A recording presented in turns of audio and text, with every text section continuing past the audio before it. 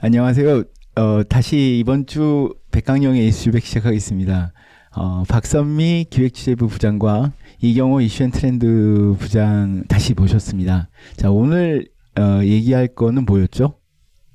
오늘은 그 치솟는 먹거리 물가에 대해서 얘기를 하는 게 어떨까 싶습니다.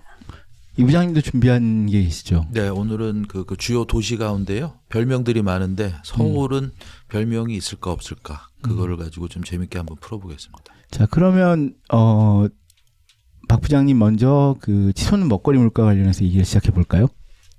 먹거리. 최근에 들썩들썩 이슈가 됐던 얘기가 있죠. 삼겹살 가격이 1인분에 2만 원을 넘었다고 합니다. 그 삼겹살이 사실 서민 음식이잖아요. 자주 먹는 거기도 한데 1인분이 한 200g 정도 되나요? 2만 원이면 너무 비싼 거 아닐까요?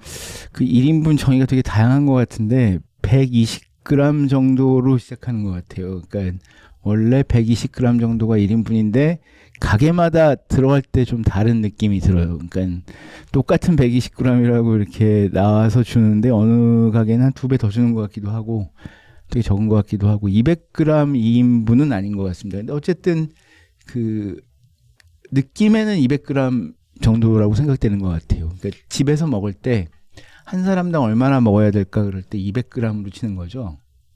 보통 음식점들이 200g을 1인분으로 치는 경우가 많고 그래. 그게 최근에 가격이 2만 원 이상으로 오른 게 화제가 되고 있습니다. 네.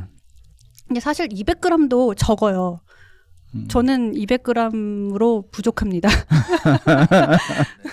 한 2인분 정도는 먹어줘야 되는데 1인분에 200g짜리가 2만 원이라고 하면 저 혼자서만 일단 삼겹살을 먹으면 4만 원이 나온다는 건데 여기에 이제 음료와 각종 것들을 곁들이면 5만 원? 2명에서 10만 원은 나온다는 얘기죠. 아니 근데 그 쇠고기 한 근이 600g으로 알고 있는데 한 근 사면 4인 가족이 먹는 거 아닌가요? 그러니까, 저는 아직 젊습니다. 죄송합니다. 네. 그래서 삼겹살이 이제 2만 원 시대가 됐는데 이게 체감적으로 너무 비싸다고 생각을 하니까 일부 이제 매장에서는 가격을 올리기보다는 뭐 그람 수를 200g이 아닌 뭐 150g으로 조정을 한다던가 이런 식으로 해서 조금 수치 타산을 맞추고 있다고 하네요. 그 주요 저희가 사무실에 있는 을지로라든지 서울역이라든지 근처들 가보면 통상 보면은 검색을 해보면 한 150g 정도 하더라고요. 얼마 전에 또 뭐 약수역에 유명한 삼겹살집 가면서 앞에 이제 메뉴판을 보니까 150g 정도가 기준인데 사실은 지금은 뭐 을지로 아니더라도 그 좀 웬만한 곳들은 다 15,000원이 아니고 16,000원, 17,000원, 비싼 데는 19,000원. 까지도 가는 경우가 강남은 많으니까. 그럼 무조건 2만 원 이상이겠네요. 그러니까 외식비가 지금 200g 기준으로 2만 원이면 100g에 만 원이라고 하는 거니까요. 사실은 비싼 거죠. 많이 오른 겁니다. 그것도 이렇게 앞에 국산 붙어야 2만 원 하는 거 아닐까요? 아직도 수입 네, 삼겹살이 아마 수요가 많아서 국산으로는 이제 많이 감당이 안 되니까 브라질이나 벨기에 여러 군데서 수입을 하는 것 같더라고요. 만약에 이렇게 우리 셋이 삼겹살을 먹으러 간다면 우리가 몇 인분을 시켜야 돼요? 근데 요즘은 이제 음식 업체들이 1인 1메뉴 기준이다 보니까 기본적으로 삼겹살 3인분은 시키는 거고 3인분 시키고 나중에 뭐 2인분 추가 이런 식으로 2인분 하겠죠? 추가 그렇게 되는 거죠. 저는 이제 반찬과 술을 추가할 겁니다. 그래서 저는 최근에 집에서 이제 삼겹살을 먹을 때 가족끼리 외식을 하기보다는 그냥 마트에서 사 먹는 게 낫겠다 싶더라고요. 그래서 마트, 이마트 뭐 이런 데 검색을 좀 해봤어요. 어느 정도 가격을 할까 하고 검색을 해봤는데 뭐 오늘 기준으로 전단 상품 이런 거 있잖아요. 500g 기준으로 한 30% 할인 받아서 뭐 13,000원에서 17,000원 사이 정도 되더라고요. 그러니까 한 가게에서 먹으면 한 2배 이상 정도 나온다고 봐야겠죠? 이게 제가 그 예전에 그 삼겹살집에 투자를 해서 여러 친구들과 같이 삼겹살집을 해본 적이 있었어요. 근데 그때 보면 삼겹살의 맛은 얼마짜리 재료를 삼겹살을 사와서 파느냐에 따라서 결정이 되는 것 같더라고요. 정말로. 그러니까 이게 1,000원짜리냐 원가가 2,000원짜리냐 3,000원짜리냐 거기에 따라서 도저히 따라올 수 있는 맛이 차이가 나고 그 다음에 영향 주는 건 숙성입니다. 그러니까 얼마나 밖에 어떤 온도에 내놓느냐 이런 거고 그때 보면은 삼겹살 원가가 판매가가 보통 그 갖고 온 물건 가격의 한 4-5배 정도에 파는데 그럼 인건비 그 다음에 요즘 인건비 많이 올라서 말이 많죠. 그리고 하나 또 문제가 되는 건 뭐냐면은 임대료. 임대료 비싸서 그러니까 아까 지금 그 말씀하신 것처럼 그러면은 1인분이 아까 200g이라고 치고 네. 혹은 뭐 150g으로 치고 2만 원 이상. 예. 그러니까 가격 차 많이 나죠. 평균 그러니까. 가격입니다. 네. 그래서 제가 도매 가격도 한번 찾아봤어요. 그 축산물 품질 평가원에 따르면 그 최근에 돼지고기 1kg의 평균 도매 가격이 얼마일 것 같으세요? 1kg 한 10,000원? 5,800원입니다. 근데 이것도 올해 지금이 최고가라고 합니다. 그 아프리카 돼지열병 때문에 돼지 사육 마리수가 줄어들어서 그렇게 해서 올라간 게 5,800원이라고 하는데 그렇다고 치면 매장에서 이렇게 비싸게 받는 이유가 정말 말씀하신 대로 인건비, 뭐 건물 임대료 이런 것들이 큰 영향을 미쳤다고 봐야겠죠. 흔히 말하는 그 유통 마진이죠. 유통 마진이 우리나라가 느낌상 되게 높은 것 같아요. 왜냐하면 수입한 물건들이 우리나라 팔리는 가격을 보면 왜 일본 가면 그 우리나라 반값에 음식 먹을 수 있다고 하는 게 실제로 가보면 그런 느낌이 드니까요. 그러니까 우리나라 유통 마진이 좀 다른 데보다 높은 편이 아닌가라는 생각이 듭니다. 그런 집에서 말씀이시죠. 먹으십시다. 집에서. 그 삼겹살뿐만 아니라 그 우리들이 가장 많이 하는 외식 중에 하나가 메뉴가 치킨이죠. 네. 치킨 값도 최근에 올랐어요.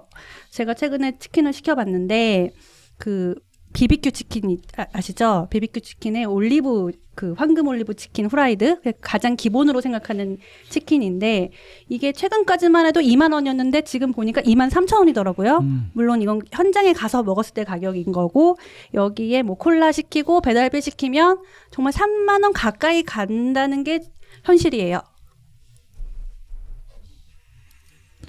제가 2015년 정도에 이제 후배들이 기사를 써서 데스크를 보는데 치킨 가격이 2만 원이 됐다라는 기사가 있었는데 그때는 그게 되게 충격적이었나 보더라고요. 제가 치킨을 좋아하질 않아서 사실은 그 시켜서 얼마인가 이런 걸 생각해 본 적이 없었는데 치킨 가격 2만 원이라는 기사가 나가니까 사람들이 댓글을 붙이는데 거의 나라 망한 분위기로 이렇게 댓글을 붙이더라고요. 그러니까 워낙 우리나라 사람들이 네. 치킨 좋아하고 많이 먹고 그러니까 그런데 이제는 치킨은 다 2만 원쯤 하는 걸로 돼 있고 제일 비싼 치킨 얼마쯤 할까요? 그 제일 비싼지는 모르겠는데 그 보통 프리미엄 치킨으로 분류되는 뭐 프라닭 치킨 뭐 이런 거 시키면 그것도 그냥 23,000원 이상은 무조건 줘야 되는 걸로 알고 있습니다. 제일 싼 건 그거예요. 마트 가면 9,900원짜리 있거든요.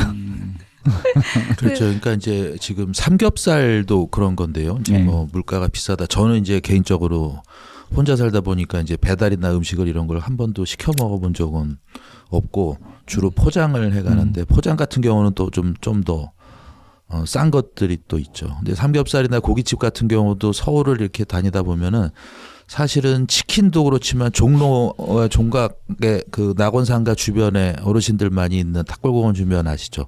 거기는 짜장면이 아직도 3,000원, 4,000원을 하는 곳이 있고 서울역에 지금 냉동 삼겹살도 사실은 뭐 10,000원 또 후반 가는 곳이 유명한 데는 많은데요. 서울역에 가다가 놀란 게 200g 냉동 삼겹살이 10,000원에 하더라고요. 그럼 거기가 그것이 품질이 낮으냐? 또 그것도 아닐 겁니다. 아마 임대료의 부담이 조금 더 적거나 낮거나 아니면 반찬을 줄거나 아니면 거의 이제 사장이나 한두 명 가족이 일하면서 인건비 부담을 최소화하는 것들로 아마 가격 인상 요인을 흡수하지 않았을까라는 생각이 들고 사실 삼겹살이나 치킨이나 이런 거 이제 그 좀 외식 같은 경우는 저는 그렇게 생각을 합니다. 우리나라가 사실 자영업자들이 창업을 하는 제일 많은 과정 중에 하나가 프랜차이즈인데요. 사실 프랜차이즈에 하면서 이제 그 장사는 편해지는 대신에 사실 각종 그 이익이나 마진이 엄청나게 주는 거는 뭐 다 아실 겁니다. 그렇죠. 임대료는 임대료대로 오르고 수수료는 수수료대로 나가고 뭐 인건비야 기본이죠. 인건비는 그렇다고 해서 뭐 업소마다 지역마다 인건비가 약간씩 차등이 있지만 우리가 뭐 기본적인 최저임금 기준을 안팎에서 정해지고 그렇게 하는 거기 때문에 그러다 보니까 이제 기본 마진이 적은 거죠. 프랜차이즈를 하다 보면 삼겹살도 마찬가지고. 근데 개인이 하다 보면은 뭐 개인의 노력의 통에 따라서 조금 다를 텐데 가격에 대한 조정이 있을 텐데 오르면 올릴 수도 있고 내리면 내릴 수도 있고. 하지만 이게 프랜차이즈 창업을 외식을 운영을 하다 보면은 가격에 대한 그 변동폭인가요? 그 점주가 할 수 있는 여지가 많이 없을 것 같더라고요. 거기다 지금 뭐 배민 같은 그 플랫폼에 대한 수수료 부담도 있고 뭐 얼마 전에 보니까 포장 같은 경우는 수수료를 안 받았는데 뭐 수수료를 지금 받겠다고 해가지고 그것도 뭐 업주들이 불만이 커진다고 하니까 그러니까 예컨대 뉴욕 같은 경우는 뭐 최저임금이 2만 원이 오르고 뭐 세계 최고의 물가다라고 해서 뭐 오르는 게 당연하다고 생각할 수는 있겠죠. 뉴욕도. 근데 뉴욕은 또 이제 팀 문화가 또 따로 있지 않습니까? 네. 15%에서 20%. 근데 이제 우리나라는 지역별로 편차가 많은데 사실은 삼겹살이나 치킨도 이제 크죠, 그러니까 편차가. 외식에 대한 프랜차이즈 저는 그렇게 생각을 하고 또 일부 고급화를 지향하는 곳들. 네. 그러니까 우리가 사실은 삼겹살 가서 옛날에는 그냥 다 구워 먹잖아요, 개인이. 불판 올려다 주고 아니면 뭐 썬버너인가요? 썬버녀. 너무 옛날적 부탄가스로 얘기를 해가지고 직접 구워 먹는데 또 조금 고급진 곳은 구워줍니다.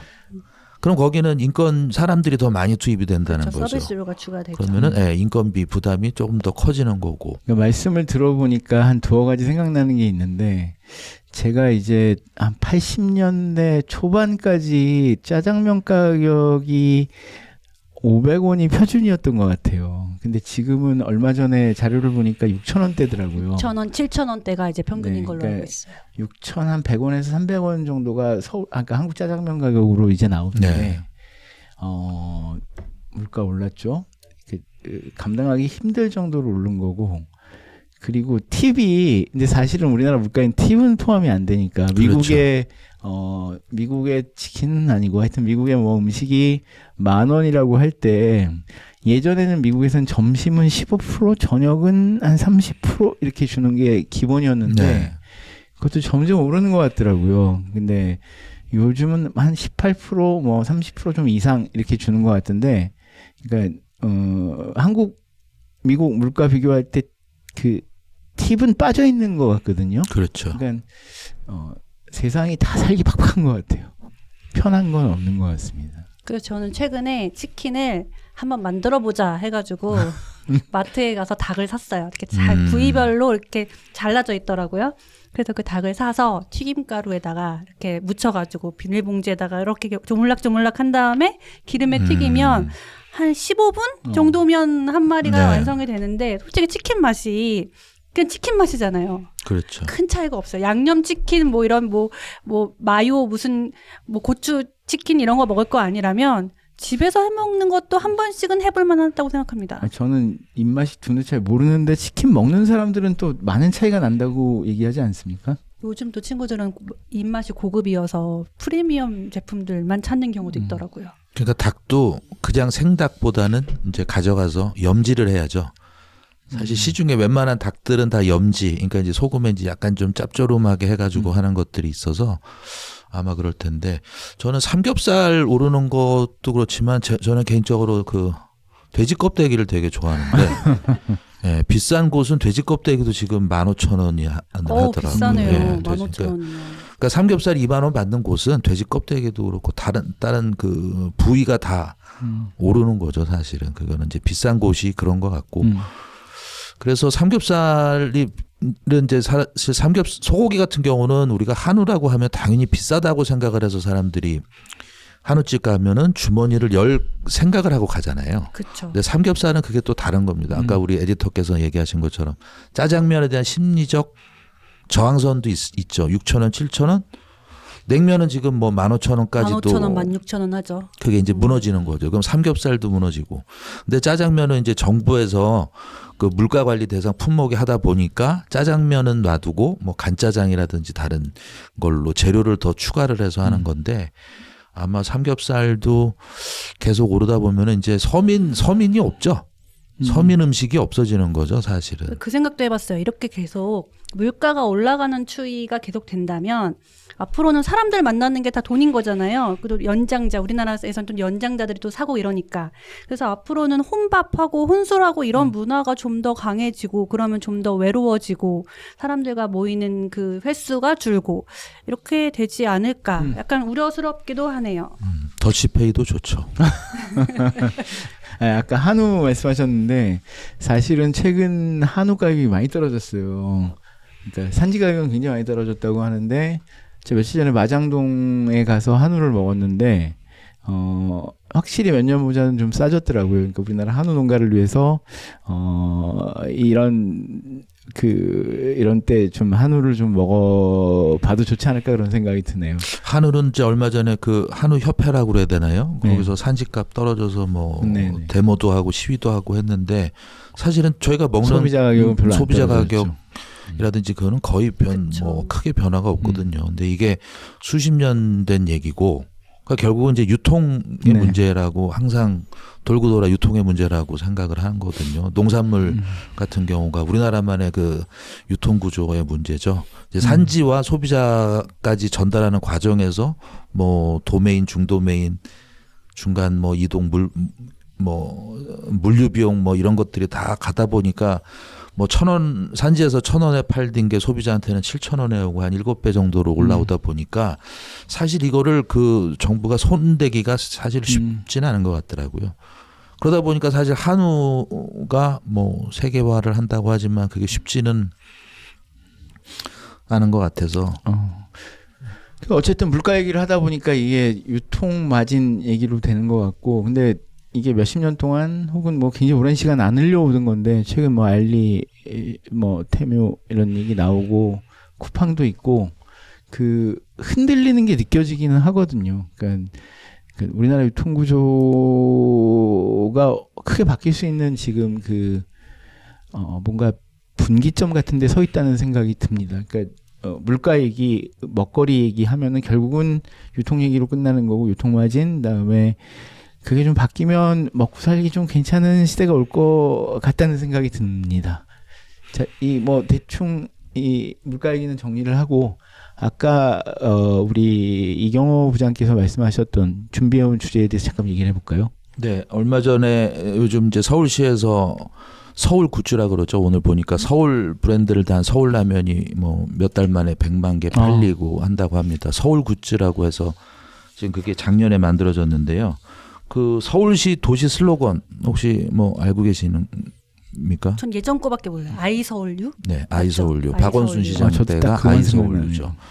지금 1년이 넘었는데도 그랬는데 지금은 서울 마이 소울입니다. 소울. 영어. 서울하고 소울이랑 네. 비슷하니까. 네, 서울 마이 소울. 이게 이제 도시 슬로건입니다. 처음에 이명박 시장 때는 하이 서울이었죠. 그러다가 오세훈 시장 때는 하이 서울에 조금 여기에 이제 소울을 더 붙여서 뭐 소울 오브 아시아 해가지고 부제식으로 해서 하이 서울을 유지하고 했다가 박원순 시장 때 아이 서울유라고 했고 오세훈 시장이 이제 다시 시장이 되면서는 서울 마이 소울이라고 했는데 개인적으로는 세 개 중에서 좀 어떤 게 우리 박성희 부장께서는 저는 서울 마이소울 괜찮은 것 같아요. 근데 한 가지 생각이 불현듯 든 게 이게 계속 이렇게 바뀌어야 되는 거예요. 이게 브랜드라고 하는 거는 하나를 딱 정해가지고 장기적으로 밀고 가는 이런 것도 좀 있으면 좋을 것 같은데 자꾸 바뀌니까 그렇죠. 솔직히 잘 모르겠거든요. 그 서울 마이 소울은 이제 그 서울과 소울이 이제 그 라임이 비슷하다 보니까 요거에 대한 이제 뭐 몇 개 공모를 하고 그 중에서 이제 그 주민 투표를 해서 선정이 되긴 했는데 결국은 그 바뀐 이유는 다 그겁니다. 저기 시장이 바뀌어서. 그럼 조만간 나중에 또 바뀔 수도 있다는 거네요. 그럴 수도 있죠.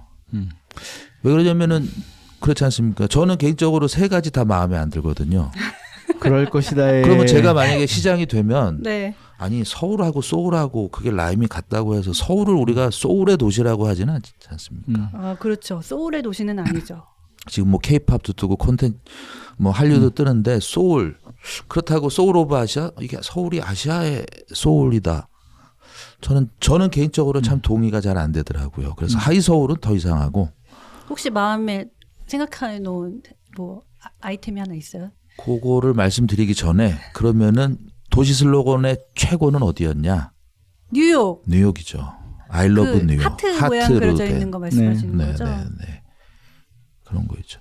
네. 길 가다 저는 보면 그런 것처럼 네. 한번 만들면은 서울도 한번 만들면은 어떨까 싶은데 아이서울유 같은 아니 그러니까 아이러브 뉴욕 같은 경우는 뭐 그는 이제 도시 슬로건이고 네. 근데 그렇다면은 그 도시의 그 별명은 또 따로들 있습니다. 네, 별칭이 뉴욕의 있죠. 별명 닉네임이라고 합니다. 혹시 뉴욕 아시나요? 뉴욕 하면 이제 솔직히 그 G밖에 아는 생각이 거니까. 안 나는데. 네, 사과 그림 있는 빅애플 뭐 애플 뭐 네, 이걸 네. 하죠. 뉴욕은. 네 빅애플. 네. 왜 빅애플이라고 하는지. 아, 들어오기 전에 찾아보려고 그랬는데 시간이 없어서 네, 못했습니다. 그러니까 여러 설이 있는데 네. 옛날에 그렇다고 하더라고요. 뉴욕, 그러니까 많은 미국에 많은 도시가 있고 주가 있는데 뉴욕이 과실만 쏙쏙 빼먹는다. 그래서 많은 열매, 숱한 열매가 있는데 왜 과실이 있는데 뉴욕만 가져가냐 그래서 빅애플. 약간 욕하는 이라고 느낌이라고 하고. 양키 뭐 이런 그렇죠. 식으로. 이게 옛날에 정해진 겁니다. 그리고 또 다른 거는 이제 잠들지 않는 도시입니다. 오, 이해는 가네요. The city 네. that never sleeps. 잠들지 않는 도시. 그거는 어디 영화 제목 비슷한 느낌이. 그렇죠. 네. 그러니까 시애틀의 잠 못 이루는 네, 밤, 근데 뭐 그 이런 얘기를. 톰 행크스하고 예. 맥 라이언이 나온 영화가 있는데요. 빅애플, 뭐 잠들지 않는 도시. 그럼 잠들지 않는 도시에 대해서 또 한번 조사를 해봤는데요. 이거는 이제 뭐 누가 어떤 공식적인 통계가 있는 건 아닙니다. 그래서 월드 아틀라스에서 꼽은 10대 잠들지 않는 도시를 봤더니 서울은 아쉽게도 빠져 있지만 그리스 아테네, 레바논의 베이루트, 그다음에 부에노스아이레스, 카이로, 홍콩, 마드리드, 모로코의 마라케시, 우루과이의 몬테비데오. 서울도 잠 그러니까 이제 들지 사실 않는 도시 도시가 아닌가요? 잠들지 않는 도시가 다 많은데 이거는 이제 그 또 세계적으로 그렇게 알려져 있는 아마 24시간 그리고 불 꺼지지 않는 아마 뉴욕 같은 경우가 뭐 원래 저 경제 금융의 동신주나 24시간 7시간으로 움직이다 보니까 그런 것 같고 다른 나라들은 더 그런 것 같고 사실 참고로 하면 서울은 요즘은 잠드는 도시죠. 24시간 편의점이 12시 이후에 꺼진 곳들이 많습니다. 아까 말씀하신 것처럼 인건비가 늘어서 주 52시간 예, 주 40시간, 40시간 뭐 이런 식으로 하면서. 그래서 이제 도시의 별명들이 많습니다. 우리 그 요즘 한창 또 관심이 많은 라스베이거스는 신시티입니다. 범죄의 도시죠. 환락의 도시. 뭐 지금은 많이 영화 바뀌었는데 제목으로도 이게 비슷한 이제 게 그 도시의 별명들이 역사적인, 지리적인, 문화적인 특성을 가지고 출발한 경우들이 많습니다. 그래서 시카고는 바람이 많이 불어서 윈디시티. 서울은 없어요? 정말 없어요? 서울은 없습니다. 아, 이거 아직까지는. 안타깝네요. 그래서 마이애미 같은 경우는 한순간에 만들어졌다. 마술처럼. 그래서 매직시티라고 합니다. 그 뉴올리언스라고 있습니다. 미국에. 여기가 이제 여기도 재즈의 빅자를 도시죠. 쓰는데요. 재즈의 도시. 뭐 그다음에 그 무슨 뭐 목걸이 같은 거 하는 뭐 축제들도 많이 하지 않습니까? 흑인넥 또 프라이드 치킨도 유명하고. 케이준. 그래서 거기는 여유롭게 살 수 있다. 느긋하게. 그래서 도시의 별명이 빅 이즈입니다. 되게 많습니다. 뉴올리언스 같은 경우는. 그래서 초승달처럼 생겼다고 해서 뭐 크레센트 시티라는 것도 있고요. 샌프란시스코 같은 경우는 줄여서 약칭으로 프리스코라고도 하고 이런 것들이 많이 있습니다. 뉴욕 이전에 이제 세계 중심지는 영국 런던이었죠. 영국은 산업화의 도시, 산업혁명. 그때 근데 이제 그 스모그가 많지 않습니까? 그래서 오래된 별명이 유명한 게 빅 스모크입니다. 올드 스모크 이런 내용들이 있고요. 뭐 주요 일부 좀 소개를 하자면은 파리는 뭐 당연히 사랑의 도시. 그리고 빛의 도시라고도 하고요. 우리 와인으로 유명한 보르도는 예상대로 와인의 도시. 로마는 영원의 도시. 밀라노는 패션 패션의 중심. 도시. 그렇죠. 예, 거기 이렇게 보면 재밌는 게 뭐냐면 도시 별명으로 아시아의 파리, 네, 아프리카의 파리, 그런 게 많습니다. 그다음에 아시아의 로마, 네. 아시아의 뭐 예. 이런 식으로 별명인데 이렇게 좀 그 아래로 편입되는 것들이 많더라고요. 그렇죠. 그래서 이제 그냥 매직 시티, 신 시티 그냥 쓰는 것도 있고 그래서 오브를 쓰면서 전치사 오브를 쓰면은 무엇의 무엇 이 중에서 이제 말씀하신 것처럼 지역의 하고 고유 특정 곳을 이렇게 표현하는 것들이 있습니다. 보면은 네덜란드 우리 암스테르담 같은 경우는 베니스 오브 더 노스입니다. 그러니까 북쪽의 베네치아, 베니스. 이집트 카이로는 나일의 파리. 부에노스 아이레스는 남미의 파리. 또 뭐 이렇게 불리는 것도 있고요. 그러니까 누가 주체적이고 누가 세냐에 따라서 그 아래로 이렇게 네. 속하게 되는 거죠. 그럼 이게 서울에는 별명이 없으니까 다른 어느 나라의 어느 도시에 서울에 뭐 이런 건 나올 수가 없는 구조인 거네요. 이게 이렇게 보면 서울이라는 말 이렇게 수월 한자로 이렇게 쓰던데 그 다음에 많은 서울을 뜻하는 말들이 수도라는 뜻이에요. 수도 서울도 그렇죠. 예, 그러니까 한성, 한양, 경성. 옛날에 경은 이제 서울 경자의 성자니까 그것도 수도라는 이제 다 뜻이고 그냥 옛날에 그냥 예. 그러니까 별명 애칭이 없는 거죠. 사실 애칭을 정부라든지 뭐 이렇게 우리가 이렇게 쓰자라고 할 수는 없지만 그러니까 이렇게 보면 자연스럽게. 서울을 하는 말 중에 한양 정도는 그 한자가 나라 한자니까 그거는 서울이라는 뜻이 아닌데 서울이라는 뜻으로 쓰이는 것 같고 나머지는 다 서울이라는 뜻이 한 나라의 수도임, 우리의 수도임이라는 게 다 이렇게 서울의 그렇죠. 이름이더라고요. 그래서 이제 우리도 그런 거 하나 만들면 괜찮을 것 만들면 같아요. 좋죠. 그러니까 서울이라는 거를 정말 상징하는 게 뭐고, 그래서 서울은 무슨 도시라든가 서울의 이름을 서울이지라고 얘기하면 할 말이 없긴 한데 이거 뭐 하나 필요하지 않을까 그런 생각은 드네요. 그래서 이게 이제 이것도 이제 외국인들이라든지 우리 저 시민들이 좀 자율적으로 재밌게 좀 정하면 좋을 것 같은데요. 그러니까 중국 같은 경우는 베이징을 그냥 이렇게 자금성입니다. 거긴 별명이 더 포비든 시티라고 하는 거죠. 그 도쿄도 사실 서울처럼 별명이 따로는 없습니다. 옛날에 뭐 808정이라고 해서 뭐 808개 마을의 도시가 있어서 그랬다. 도쿄도 이제 한자가 동경인데 과거에는 에도라고 동쪽에 그랬죠. 있는 수도라는 네, 뜻이라서 그러니까 그게 세상의 중심이라는 뜻일 수도 있는데 그게 좀 애매한 의미가 있는 것 같아요. 그렇죠. 그런 의미에서도 재밌는 게 뭐냐면 경기도라고 하잖아요. 근데 그 경자가 서울 경자고 기자가 무슨 기자면 서울에서 가까울 기자예요. 그래서 그럼 무슨 뜻이 되냐면 경기도는 서울과 서울에 가까운 곳이 돼요. 그러면 경기도는 서울이 아닌데 경자가 들어가잖아요. 그러니까 그 한자 뜻만 이렇게 놓고 보면 경기도는 뭔가 틀린 말 오탈자거든요. 그래서 근기라는 게 있는데 기자가 서울에서 가까운 지역을 뜻하는 건데 근기는 기에 또 가까운 지역이잖아요. 근데 그런 식으로 무슨 말인지 모르고 쓰는 단어가 많고, 그러니까 경기도라고 하면 그러면 서울과 경기도를 합한 게 경기도잖아요. 그러니까 이렇게 그 말에 다양한 그게 이제 재미있는 것들이 많이 담겨 있고 그래서 서울을 부르는 수도 캐피탈이라는 뜻 말고 그런 말을 하나 우리가 만들었으면 좋겠다는 생각은 저도 옛날부터 하고 있었습니다. 이제 뭐 누가 주도해서 만든다기보다는 사실 아주 그 비근한 예가 그런 겁니다. 요즘 한창 덥잖아요. 대구의 별명이 뭔지 아십니까? 군지. 아니요. 고담 덴프리카라고 합니다. 덴프리카. 아프리카처럼 덥다. 이건 거죠. 고담 사실 이게 대구 시민들한테는 좀 그렇지만, 그러니까 우리 기획지부에서도 준비하고 계신 게 있잖아요. 노잼 도시. 그럼 대전의 별명이 뭡니까? 노잼이잖아요. 그러니까 예컨대 그렇게 한다는 거죠. 서울 같은 경우는 과거에 그렇게 했습니다. 우리 저 시뮬레이션 게임 뜻해서 난개발이 많아서 심시티 서울이었죠. 그런 것들처럼 뭐 이런 거는 이제 좀 뭐 부차적인 거지만, 그래서 찾아보니까 도쿄 같은 경우도 미국처럼 뉴욕처럼 빅애플 쫓아서 했다가 거기가 감귤로 유명하거든요. 그래서 귤이 일본어로 미칸인데 빅미칸이라고 이제 한번 써봤는데 활성화되지는 않아요.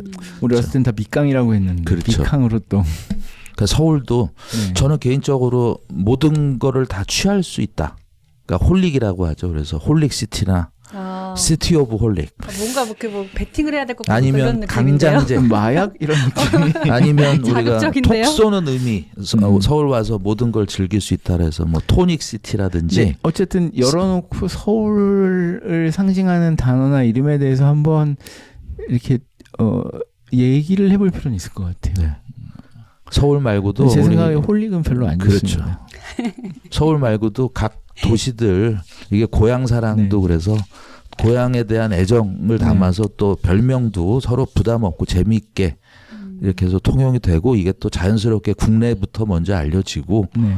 그러면서 또 지역 경제에도 같이 좀 활성화가 되고 그랬으면 좋겠습니다. 네. 자, 오늘 박선미 부장과 이경호 부장을 모시고 두 가지 주제에 대해서 얘기를 나눠봤습니다. 저희는 하다 보니 재밌게 얘기를 했는데 들으시는 분도 재밌게 들었으면 좋겠다. 들으셨으면 좋겠다라는 생각을 합니다. 여러분 감사합니다. 다음 주에 찾아뵙겠습니다. 네, 감사합니다.